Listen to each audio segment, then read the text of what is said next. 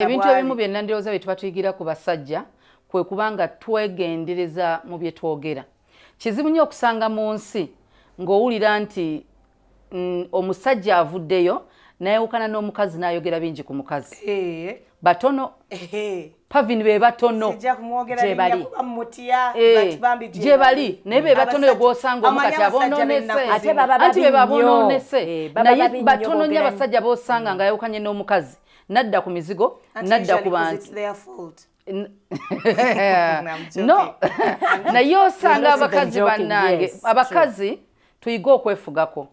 Nti bw'oba ne bw'oba onyiize weegendereze by'oyogera. Ne bw'oba teyejusa. Nti ne bw'obanga omuntu mwawukanye. Yes kale kikulumye. Naye teweetaaga kukola kimulumya naye nawe ogambe nti kasita naye nkimukoze ngo exposinga nudity yamwe privacy ebintu byonna bye mwasharinga nga muli babiri.